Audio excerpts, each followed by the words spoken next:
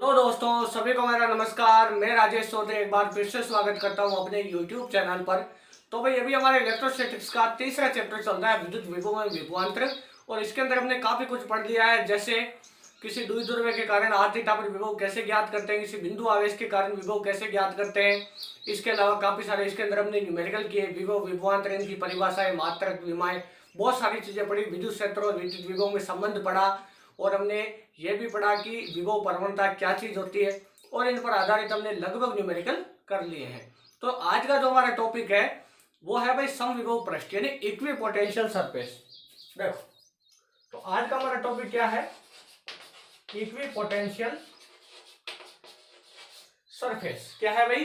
Equipotential surface. Equipotential surface यानी समविभव पृष्ठ। समविभव पृष्ठ। देखो, ये क्या चीज होती है? इक्विपोटेंशियल सरफेस या समविभव पृष्ठ वास्तव में क्या चीज होती है कि कोई ऐसा पृष्ठ या कोई ऐसी सतह, मान लो कोई जैसे गोला हो सकता है, कोई घन हो सकता है, कोई भी ऐसी वस्तु है ना। तो ऐसा पृष्ठ जिसके प्रत्येक बिंदु पर विभव का मान नियत होता है यानी पोटेंशियल कांस्टेंट होता है, या प्रत्येक बिंदु पर विभव का मान समान होता है, यानी इसके प्रत्येक बिंदु पर विभव कैसा रहना चाहिए? कांस्टेंट रहना चाहिए, नियत रहना चाहिए। अगर वो नियत रहेगा तो उस पृष्ठ को हम क्या कहते हैं? समविभव पृष्ठ कहते हैं। जैसे अगर हम बात करें कि जैसे ये एक हमारा पृष्ठ है और इस पृष्ठ में से बहुत सारे बिंदु है ना, इस प्रकार के बहुत सारे बिंदु है, तो इस सभी बिंदुओं के ऊपर विभव का मान हमेशा क्या होता है? सेम होता है। तो ये पृष्ठ क्या कहलाता है? हमारा समविभव पृष्ठ। मान लो मैं 3 बिंदु ले लूं, ए बी सी, है ना। तो ए का विभव, बी का विभव और सी का विभव क्या होगा? हमेशा कांस्टेंट रहेगा या समान होगा। इसके प्रत्येक बिंदु का विभव समान होगा, तो ऐसे पृष्ठों को समविभव पृष्ठ कहते हैं, है ना। ये सीनियर क्लास के अंदर, आरबीएससी एनसीईआरटी के अंदर या सीबीएसई के अंदर भी ये पूछा जाने वाला ये सवाल है, और ये काफी बार एग्जाम के अंदर आया भी है ना। तो एग्जाम की दृष्टि से भी ये काफी इंपोर्टेंट है। तो इसके बाद में अगर हम इसको ध्यान से देखें तो अब आती है समविभव पृष्ठ की प्रॉपर्टी। क्या आती है भाई? प्रॉपर्टीज ऑफ इक्विपोटेंशियल सरफेस, यानी इसके गुणधर्म क्या क्या होते हैं, इसके क्या क्या गुणधर्म होते हैं, या इससे संबंधित जो फैक्ट होते हैं वो क्या क्या होते हैं। तो सबसे पहली बात, यह आपका मान लो वो पृष्ठ है और इस पृष्ठ पर ये ए बिंदु है, ये कौन सा बिंदु है? बी बिंदु है। तो हम जानते हैं ए और बी पर जो विभव है वो बराबर है। इसका मतलब पहला गुणधर्म तो इसका यहीं से ये बन जाता है कि समविभव पृष्ठ के कोई भी दो बिंदुओं के बीच का विभवांतर हमेशा 0 होता है। यानी समविभव पृष्ठ पर अगर कोई भी बिंदु है, कोई भी ले लो कहीं भी, उन दोनों बिंदुओं के बीच का विभवांतर हमेशा 0 होता है। क्यों? क्योंकि वो दोनों समान विभव पर है, समान प्रेशर डिफरेंस पर है। तो देखो इसके अंदर क्या हो जाएगा? VB माइनस VA बराबर 0, क्योंकि जो इसका मान है वही किसका मान है? इसका मान। तो पहला तो ये हो गया कि समविभव पृष्ठ के किन्हीं दो बिंदुओं के बीच का विभवांतर हमेशा 0 होता है, पहली प्रॉपर्टी हो गई। सेकंड प्रॉपर्टी देखो, मान लो आपके पास कोई क्यू आवेश है जिसको आप ए बिंदु से बी बिंदु तक लेकर जा रहे हो। तो जब आप किसी आवेश को ए से बी तक लेकर जाते हो तो इस दौरान किया गया कार्य हमेशा 0 होता है। वो कार्य 0 क्यों होगा भाई? हम जानते हैं कि विभवांतर VB माइनस VA बराबर होता है W अपॉन Q। क्या होता है? W अपॉन Q, यानी डेल्टा V बराबर W अपॉन Q। तो W बराबर क्या हो जाएगा भाई? Q डेल्टा V हो जाएगा। अब विभवांतर 0 है तो कार्य भी क्या हुआ? 0। यानी इसके कहने का मतलब क्या है कि किसी भी आवेश को समविभव पृष्ठ के एक बिंदु से किसी भी अन्य बिंदु पर ले जाने पर किया गया कार्य हमेशा 0 होगा। क्यों होगा? क्योंकि इसके प्रत्येक बिंदु पर विभव नियत होने की वजह से विभवांतर क्या हो जाता है? 0। तो कार्य भी क्या हो जाएगा? 0 हो जाएगा, है ना।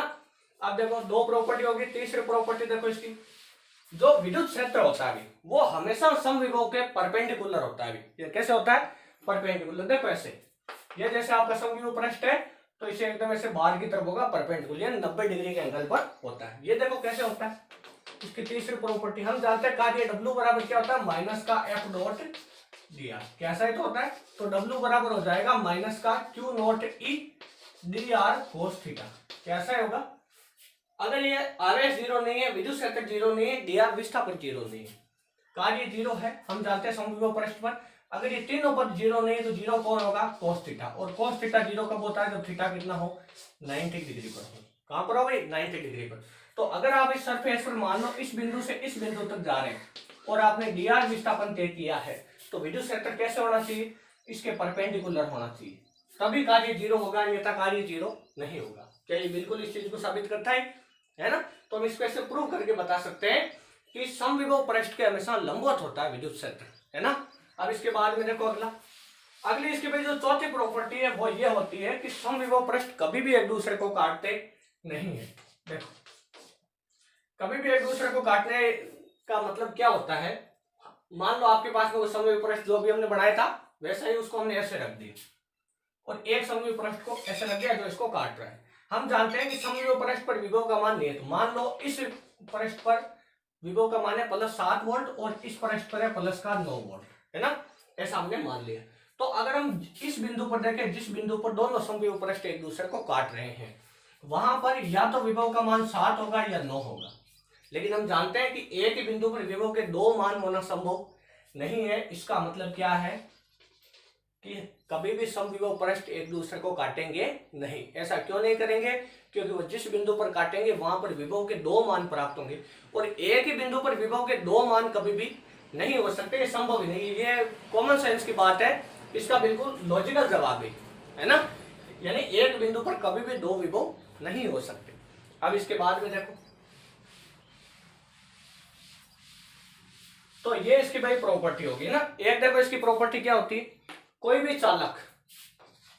जो चालक सतह होती है उस चालक सतह के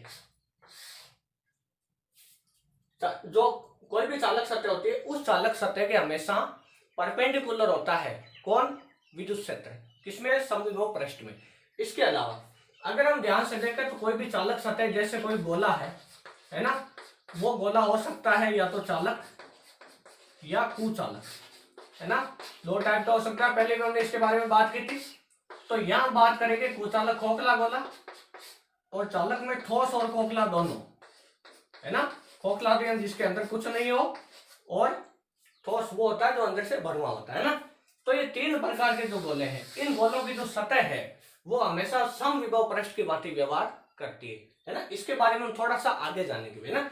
इससे पहले हम आपको थोड़ा सा बता दें, मान लो आपके पास में कोई गोला है, इसके अंदर विद्युत क्षेत्र कितना होता है, जीरो। कितना होता है विद्युत क्षेत्र, जीरो होता है। अगर विद्युत क्षेत्र जीरो है तो E बराबर होता है, जानते हैं, माइनस का dV बटे लिया।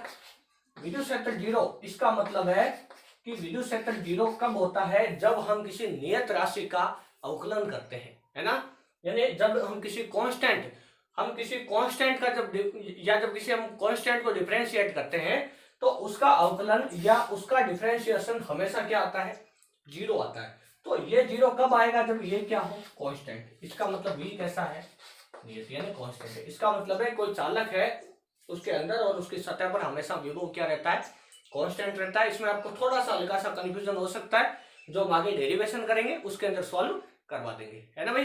तो ये होती है भाई हमारे समविभव पृष्ठ की प्रॉपर्टीज। क्या होती है, समविभव पृष्ठ की प्रॉपर्टीज होती है। अब इसके बाद में अगला क्या है, अगला जो हमारे टॉपिक है, जो 1 नंबर का आपके क्वेश्चन आ सकता है, वो ये होता है कि या आपके ऑब्जेक्टिव टाइप क्वेश्चन में भी आ सकता है। जैसे उसमें कई प्रकार चार डायग्राम बनाए होते हैं और उसमें बताता है कि निम्न में से कौन सा समविभव पृष्ठ सही है ना, ऐसा भी वो दे सकता है।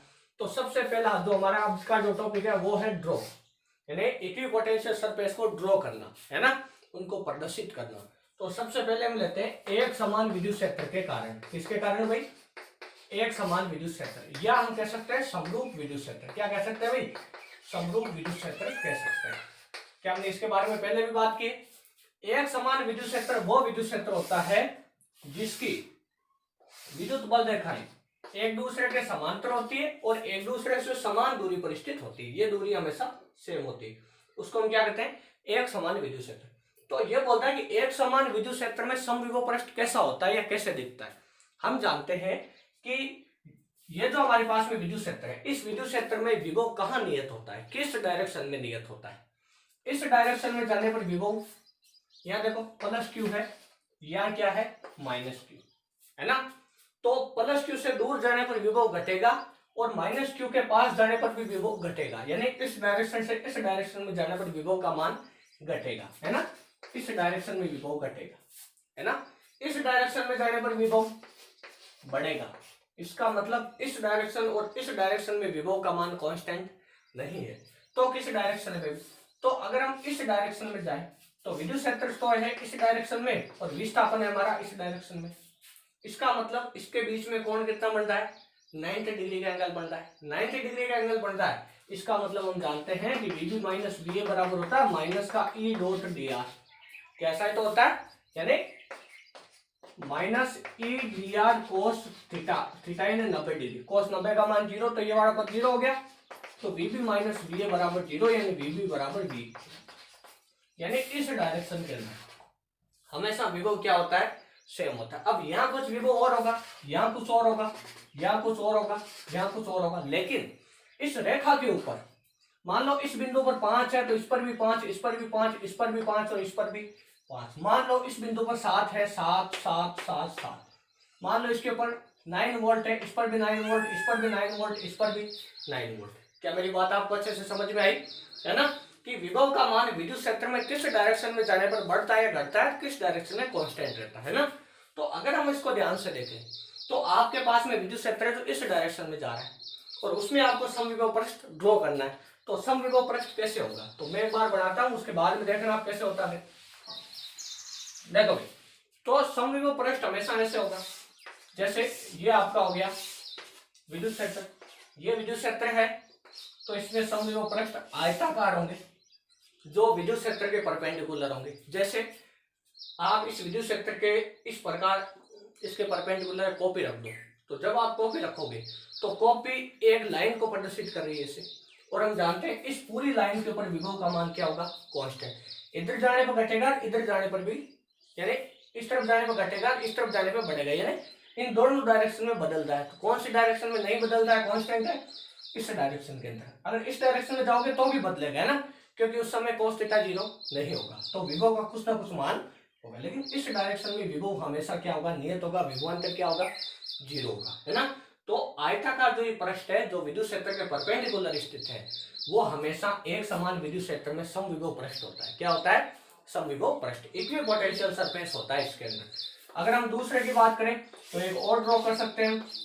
ये देखो इस प्रकार का, ये 3 क्यों ड्रॉ करें, क्योंकि ये कुछ आपको समझाने का प्रयास करें। देखो कैसे, ये आयताकार सरफेस है, इस पर विभव आप V1 मान लो, इस पर V2 मान लो, इस पर V3, तो वो कहेगा इन तीनों में संबंध क्या है, यानी कौन ज्यादा है कौन कम है। तो आप कैसे बताओगे, हम जानते हैं विद्युत क्षेत्र इस डायरेक्शन से उस डायरेक्शन में जा रहा है, इसका मतलब इधर कोई प्लस Q आवेश रहा होगा और इधर कोई माइनस Q आवेश रहा होगा, तभी तो विद्युत क्षेत्र प्लस से माइनस की ओर जा रहा है ना।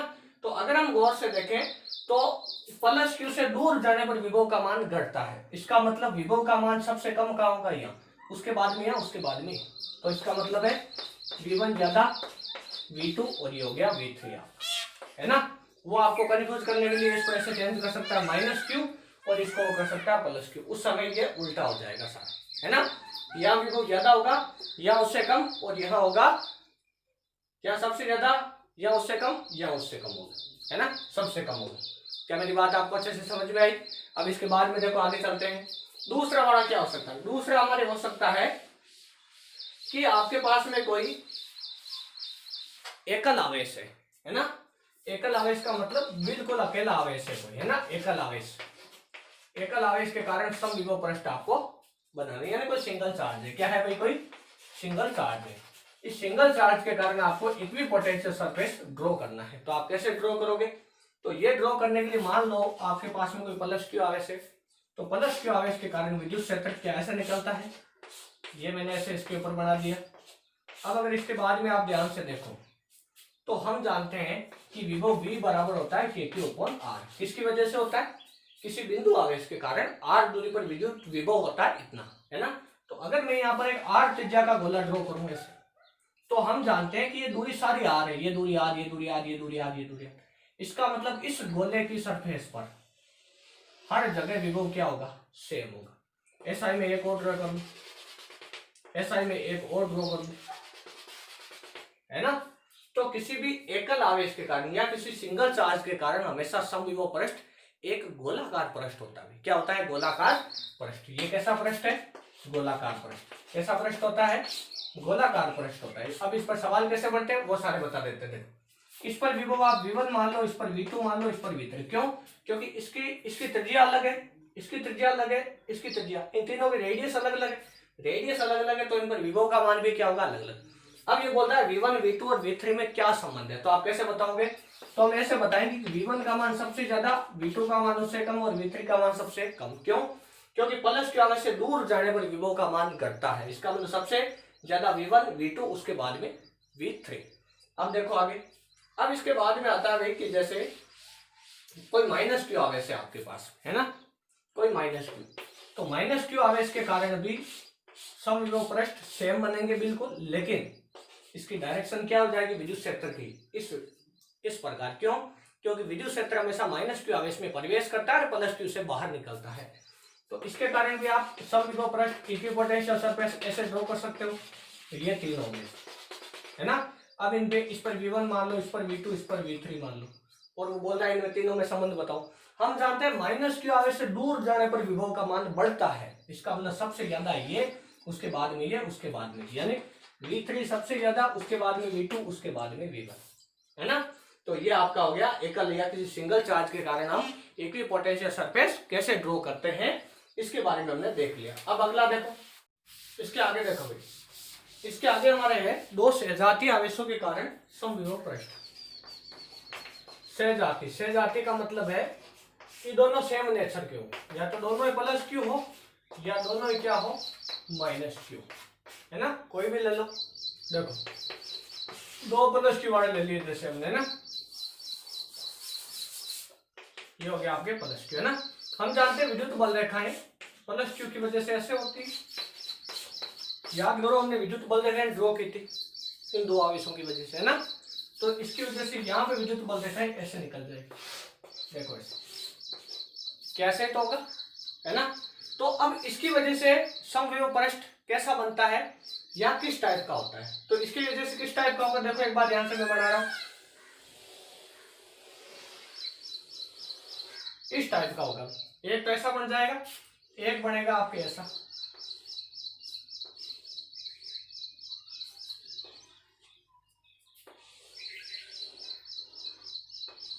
इस टाइप के भाई इसके अंदर समविभव पृष्ठ बनते हैं। ऐसा इसके अंदर देखो क्यों होता है, क्योंकि हम जानते हैं कि इस प्लस क्यू के पास में इनके बीच में कोई एक ऐसा बिंदु होता है जहां पर मान लो विभव है 5 वोल्ट, है ना। तो इसके पास में भी ऐसा कोई एक बिंदु होता है जिसके ऊपर विभव कितना हो, 5 वोल्ट, और इसके पास में भी एक ऐसा बिंदु होता है जहां पर विभव कितना हो, प्लस 5 वोल्ट हो। यानी ये जो पृष्ठ जो मैंने अभी बढ़ाया है, इस पृष्ठ के प्रत्येक बिंदु पर दो सहजातीय आवेश के कारण विभव हमेशा क्या रहता है, कांस्टेंट रहता है। ये हम कैलकुलेशन से भी देख सकते हैं, है ना। कैलकुलेशन में इनके हम कोई भी रैंडमली मान लेकर, है ना, थोड़ी सी माथापड़ी होती है, इसको हम चेक भी कर सकते हैं। अब इसके बाद में देखो अगला, इसके बाद में अगला होता है भाई कि आपके पास में कोई इलेक्ट्रिक डाइपोल है। क्या है इलेक्ट्रिक डाइपोल, ये प्लस क्यू, ये आपका माइनस क्यू, क्या यही तो होता है डाइपोल। तो इसके कारण क्या इस प्रकार होगी, और इसमें ऐसे ये इस प्रकार घुस जाएगी ऐसे, है ना, और इसकी वजह से ऐसे अंदर की तरफ, क्या मैंने सही बनाया, देखो प्लस क्यू से बाहर निकलेगी, माइनस क्यू में प्रवेश करेगी। तो इसके बीच में हम जानते हैं ये प्लस का क्यू आवेश है, ये माइनस का क्यू आवेश है, तो इनके बीच में कोई एक ऐसा बिंदु होता है जहां पर विभव कितना होता है, 0। इसके हम जानते हैं कि यहाँ पर विभव 0 है, इसका मतलब इस आवेश से इस तरफ जाने पर विभव का मान घटेगा, इस आवेश से इस तरफ जाने पर विभव का मान बढ़ेगा। देखो इससे इस तरफ जाने पर विभव का मान बढ़ेगा, जबकि इससे इस तरफ जाने पर विभव का मान घटेगा। क्या नहीं होगा, क्यों, क्योंकि माइनस क्यू 0 से छोटा होता है। क्या नहीं होता है, क्या यहाँ पर जो विभव है वो विभव देखो 5 वोल्ट, 0 माइनस 5 कौन बड़ा है, 5, उससे 0, उसके सबसे छोटा कौन है, -5। यहाँ वही वाली कहानी है ना। तो इसके कारण समविभव पृष्ठ कैसा बनेगा, समविभव पृष्ठ इसके कारण एक तो हम इसके पास में ऐसे बना लेंगे दो इस टाइप के, है ना। और क्या इसके पास में, इसके बीच में ऐसा कोई समविभव पृष्ठ बन सकता है जिसके ऊपर विभव क्या हो, नियत हो। क्योंकि हम जानते हैं अगर हम दोनों का कॉमन कोई समविभव पृष्ठ बनाएंगे तो एक जगह बीच में 0 आ जाएगा, लेकिन इसके पास में कहीं भी, यानी इसके अंदर इसके पास में कहीं 0 नहीं आएगा, यानी यहाँ कहीं इसके पास में यानी विभव 0 नहीं आएगा। तो इसका मतलब क्या हुआ, इसका मतलब ये हुआ कि इसकी वजह से समविभव पृष्ठ हम केवल ऐसे बढ़ाते हैं, केवल इसी टाइप के बना के छोड़ देते हैं। और ये जो है वो विद्युत बल रेखा है। क्या है? विद्युत बल रेखा है। इसके बाद में देखो, अब इसमें एक जो इम्पोर्टेंट पॉइंट है वो ये होता है कि आपके पास में कोई आवेशित तार है, कोई आवेशित तार अनंत लंबाई का, इसके कारण आप समविभव पृष्ठ बनाओ, कोई आवेशित तार के कारण। तो हम जानते हैं किसी आवेशित तार से r दूरी पर विद्युत क्षेत्र कितना होता है? 2k लैम्बडा बटे कितना? r, यानी उससे निश्चित दूरी पर विद्युत क्षेत्र का मान क्या होता है? नियत, है ना। तो इसके कारण, किसी आवेशित तार के कारण समविभव पृष्ठ कैसे होते हैं? बेलनाकार होते हैं। कैसे होते हैं? बेलनाकार होते हैं। यानी जो मैंने इसके अंदर जो ये बेलनाकार आकृतियां बनाई है, इन सभी आकृतियों के ऊपर हमेशा समविभव पृष्ठ क्या होता है? कांस्टेंट होता है। क्या होता है? कांस्टेंट। यानी इस पर v1 v2 v3, क्योंकि ये ऐसे कुछ फिक्स दूरी पर स्थित है। इसके प्रत्येक पृष्ठ, ये वाली दूरी जितनी है उतनी ये वाली दूरी, ये वाली दूरी जितनी उतनी ये वाली, जितनी ये है उतनी की उतनी ये है ना। तो इसमें हम ऐसा लिख सकते हैं कि इसके पास में विभव, देखो ये धनावेशित है तो पास में ज्यादा होगा और दूर इससे विभव क्या होगा? कम। तो ये किसी तार की वजह से हो जाता है। किसकी वजह से हो जाता है? तो किसी भी आवेशित तार की वजह से समविभव पृष्ठ बेलनाकार पृष्ठ होते हैं। कैसे पृष्ठ होते हैं? बेलनाकार पृष्ठ। अब इसके आगे देखो, इसके बाद में भाई हमारे एक छोटा सा क्वेश्चन बनता है। वो क्वेश्चन ये है कि मान लो आपके पास में कोई प्लस क्यू आवेश है। इस प्लस क्यू आवेश के चारों तरफ एक वर्ताकार पथ है और यह प्लस क्यू आवेश इस वर्ताकार पथ पर क्या करेगा? विद्युत क्षेत्र उत्पन्न करेगा। और ये r त्रिज्या का है। यहाँ पर कोई क्यू आवेश है, इसको यहाँ से यहाँ तक, इस बिंदु से a बिंदु से b बिंदु तक इसको लेकर जाना है। तो बताओ किया गया कार्य कितना होगा? हम जानते हैं कि इस प्लस क्यू आवेश के कारण r दूरी पर विभव v है, कितना होगा? kq/r। ये दूरी भी क्या r है क्या? तो यहाँ पर भी विभव कितना होगा? vb बराबर kq/r। किया गया कार्य w बराबर क्या होता है? q vb minus va। दोनों vb va सेम है तो कार्य कितना हो जाएगा? 0। ये आपके क्वेश्चन बढ़ता है 1 नंबर, है ना। अब इसके बाद में देखो आगे, इसके बाद में देखो, इसके बाद में हो जाएगा कि जहां पर समविभव पृष्ठ पास पास होते हैं वहां पर विद्युत क्षेत्र प्रबल होता है, और जहां पर समविभव पृष्ठ दूर दूर होते हैं वहां पर विद्युत क्षेत्र कैसा होता है भाई? दुर्बल। देखो कैसे, ये आपका प्लस क्यू आवेश, ये आपका माइनस क्यू आवेश, इसके कारण विद्युत बल देखा है ऐसे बढ़ेगी।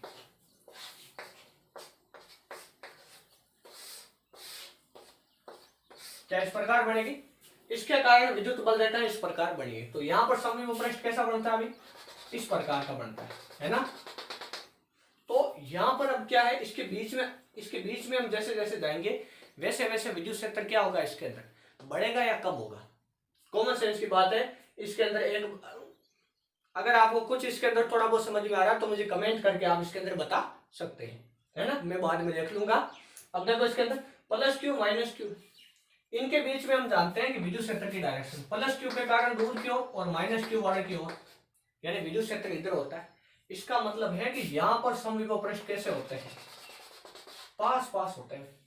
समविभव पृष्ठ कैसे होते हैं? यहाँ पर पास पास होते हैं। पास पास होने का मतलब है कि यहाँ पर इसके बीच में विद्युत क्षेत्र है वो क्या होता है? प्रबल होता है। कैसा होता है? प्रबल होता है। यानी अगर इनके कारण हम समविभव पृष्ठ बनाएंगे तो इनके बीच में तो पास पास होंगे और इनके इस तरफ और इस तरफ समविभव पृष्ठ कैसे होंगे? दूर दूर। ऐसा क्यों होगा भाई? दूर दूर क्यों होंगे? क्योंकि इसके बीच में विद्युत क्षेत्र प्रबल है, इसके बाहर विद्युत क्षेत्र प्रबल नहीं। बीच में देखो विद्युत क्षेत्र की डायरेक्शन क्या है कि नहीं। अब देखो इसके बाद में, तो ये एक आपके नोट का पॉइंट हो गया जो काफी इंपॉर्टेंट है। अब इसके बाद में देखो अगला जो हमारा टॉपिक है, तो इक्विपोटेंशियल सरफेस क्या चीज होती है, इसका हमारा टॉपिक कंप्लीट हो चुका है। अब इसके बाद में आता है भाई कि कोई भी आवेशित गोला है ना, कोई आवेशित आपके पास में गोला है। वो गोला कौन सा है भाई? कोई आवेशित गोला है जो चालक या कुचालक है।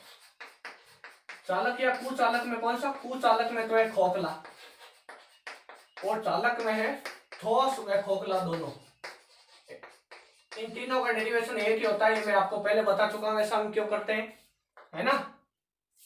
पहला चैप्टर सेकंड का इसका आप वीडियो यानी हमारे प्ले लिस्ट में आपको मिल जाएगा, उसके अंदर जाके देख लेना आप, है ना।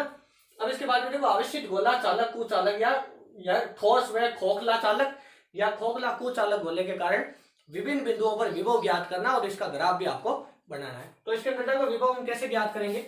सबसे पहले आपका वो गोला है जो आवेशित है, इसके साथ ही इसकी त्रिज्या है कैपिटल आर। कितनी है भाई? Capital R. तो इसके लिए तीन बिंदु होंगे, एक तो होगा बाहर, एक होगा सतह पर और एक होगा इसके अंदर, है ना, 3 बिंदु। इन तीनों बिंदुओं पर हमें विभव ज्ञात करना है। तो देखो कैसे ज्ञात करेंगे। सबसे पहला केस क्या लेंगे, सबसे पहला केस लेंगे केस फर्स्ट।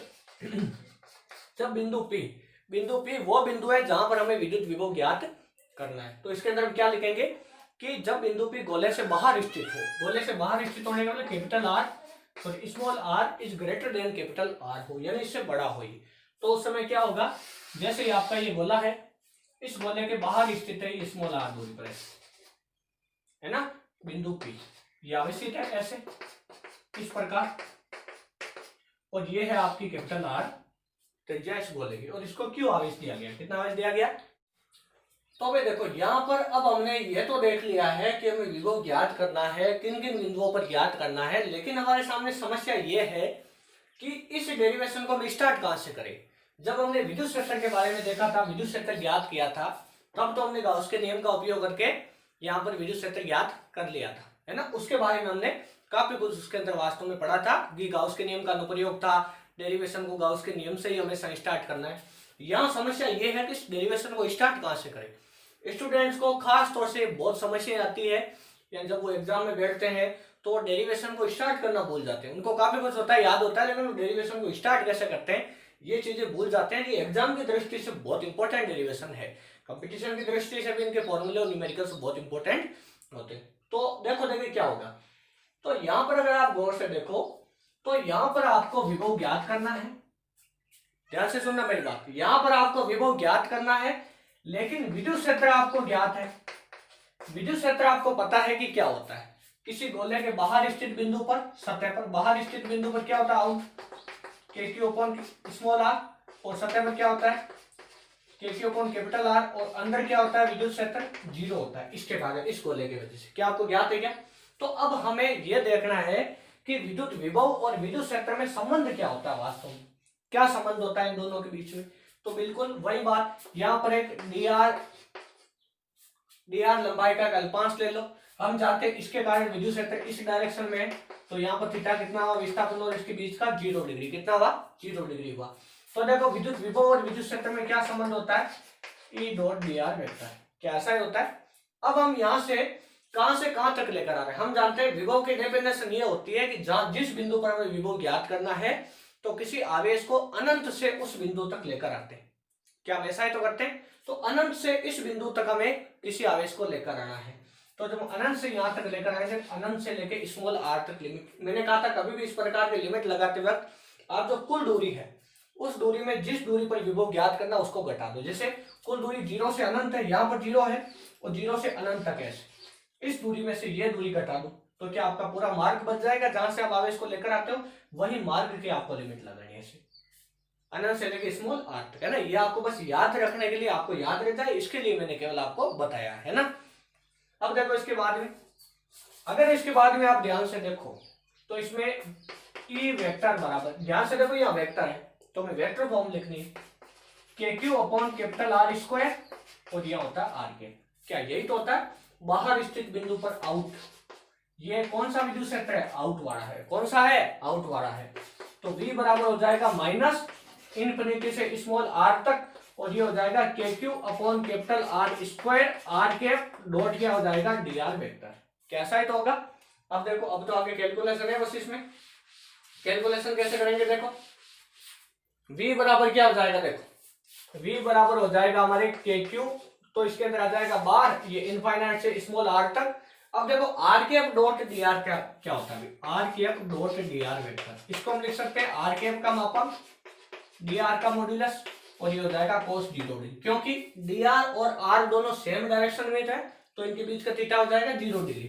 तो आर के F dot D R vector बराबर कितना, आर के एफ का मैग्नीट्यूड कितना होता है 1 इंटू डी आर वेक्टर का डी आर इसका 1, तो कितना हुआ, केवल डी आर हुआ भाई, कितना हुआ, केवल डी आर हुआ। तो ये वैल्यू उठा के यहाँ पर आप पुट कर दो, तो KQ तो बाहर आ गया, तो 1 अपॉन आर वेक्टर का स्क्वायर, और ये आ गया डी आर। क्या मैंने सही लिखा है यहाँ पर, आर कैप का स्क्वायर हम जानते हैं आर वेक्टर का मोड का स्क्वायर है, इसका मतलब केवल इसको हम आर स्क्वायर भी लिख सकते हैं। अब देखो V बराबर KQ इनफाइनाइट से स्मॉल r तक, और ये हो जाएगा r की पावर -2 dr। तो V बराबर KQ। अब देखो आर की पावर -2 का इंटीग्रेशन क्या हो जाएगा, आर की पावर -2 + 1 बटे -2 + 1 और लिमिट हो जाएगी इनफाइनाइट से लेके स्मॉल आर तक। अब इसके बाद में देखो आगे, इसके बाद में आगे इसमें हो जाएगा कि v बराबर KQ, इसको हम लिख देंगे, देखो यहाँ बचा -1 और ये यहाँ पर क्या बचा, यहाँ पर माइनस भी है ना, पीछे हमने फॉर्मूला में देखा था ना, ये हो जाएगा आपके -1/r और लिमिट हो जाएगी इनफाइनाइट से स्मॉल r तक। तो v बराबर KQ। अब देखो ये माइनस माइनस हो गया प्लस, तो यहाँ पर क्या बचा 1/r, upper limit minus lower limit. तो अनंत का किसी संख्या में भाग देने पर वो 0 हो जाता है, तो ये तो 0 हो गया, तो क्या बचा v आउट बराबर बचा KQ/r, ये v आउट की वैल्यू है। क्या फॉर्मूला मुश्किल था क्या? यानी इसका मतलब है कि इससे हम क्या समझे, इससे हम ये समझे कि कोई भी गोला है जो आवेशित है, उसके केंद्र से r दूरी पर विभव कितना होता है इस बिंदु पर, KQ/r। ठीक है भाई। अब इसके बाद में देखो अगला के सेकंड, इसके अंदर क्या हो जाएगा, के सेकंड में हम बात करेंगे कि जब बिंदु कहां पर स्थित हो, सतह पर, यानी स्मॉल r बराबर क्या हो, कैपिटल R।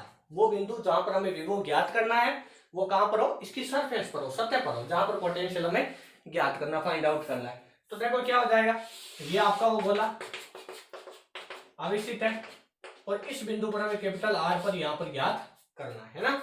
तो हम जानते हैं सरफेस पर विद्युत क्षेत्र कितना होता है, KQ/r²। क्या होता है, KQ/r², और यहाँ पर क्या हो जाएगा r, जो इसकी डायरेक्शन को बताता है। क्या मैंने सही लिखा है? यहाँ पर देखो ES बराबर KQ/r², r हो जाएगा इसकी वेक्टर फॉर्म, है ना। तो सेम वही तरीका। तो देखो v बराबर, अगर आप ध्यान से देखो इसके अंदर, तो अब की बार हमें इसको यहाँ पर सतह तक लेकर आना है। कहां तक लेकर आना, सतह तक।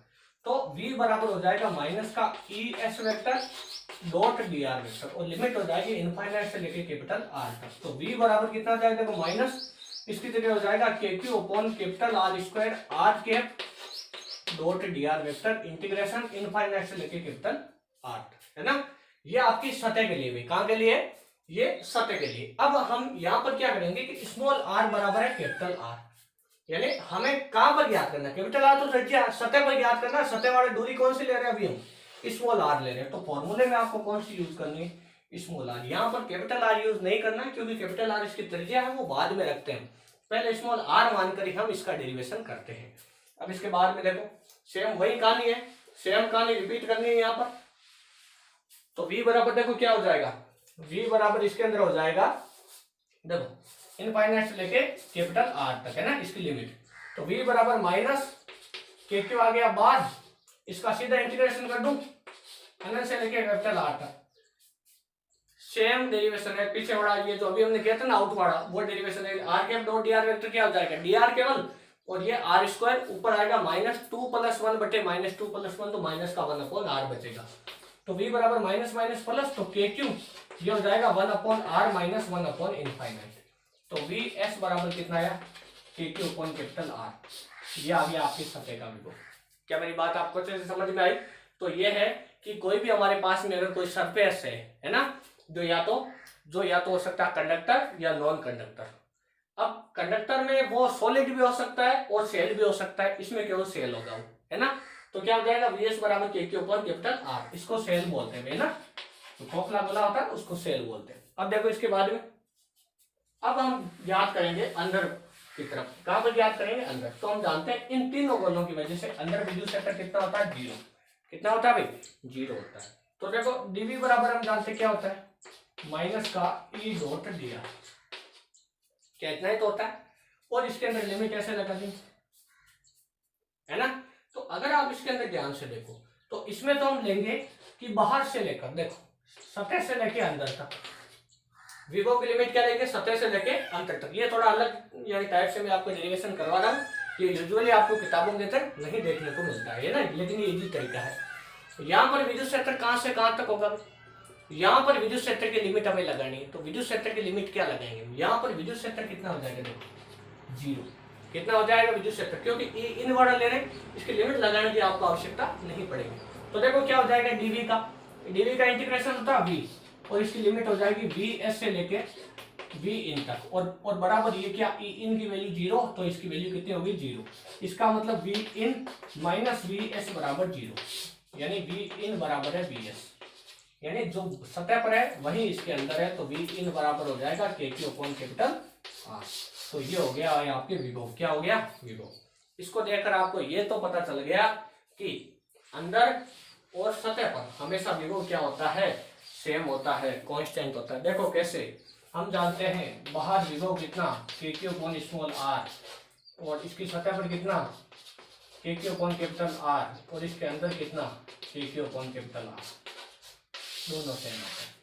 इसलिए तो हमने कहा था कि कोई भी जो गोला है, इन तीनों में से कोई भी गोला हमेशा समविभव पृष्ठ की भांति व्यवहार करता है। अब देखो इसका ग्राफ है ना, इसका ग्राफ कैसा बनेगा, तो इसका ग्राफ हम बनाते हैं v और r के बीच में। तो देखो ये v और ये स्मॉल r, तो v आउट वाले में क्या है, v is proportional small r है ना, और v इन वाले में क्या है, के क्यू अपॉन कैपिटल r, और यही सतह वाले में। इसका मतलब है कि केंद्र पर विभव 0 नहीं, तो ग्राफ मूल बिंदु से स्टार्ट ले होके इस पर किसी बिंदु से स्टार्ट होगा और ऐसे चलेगा और बाद में आ जाएगा ऐसे। ये हम लिख देंगे v इज प्रोपोर्शनल स्मॉल यानी 1 अपॉन r है ना, ये इसका हो गया भाई आपके ग्राफ। और यहाँ पर क्या हो जाएगा, ये फॉर्मूला यहाँ पर लिख देंगे, बस यही इसका ग्राफ है ना। तो बाकी का हम आगे की क्लास में पढ़ेंगे। तो अगर आपने अभी तक हमारे चैनल को सब्सक्राइब नहीं किया तो हमारे चैनल को सब्सक्राइब कर लीजिए, और अपने आसपास के जितने भी दोस्त हैं उनको भी आप शेयर कीजिए अगर आपको वीडियो अच्छा लगे तो। और अगर आपको इन सभी चैप्टरों के नोट्स की आवश्यकता है तो आप अपने व्हाट्सएप नंबर हमें कमेंट बॉक्स में लिख दें, हम व्हाट्सएप के जरिए आपको नोट्स प्रोवाइड करवा देंगे। हमारे चैनल से जुड़े रहने के लिए आप सभी का दिल से धन्यवाद।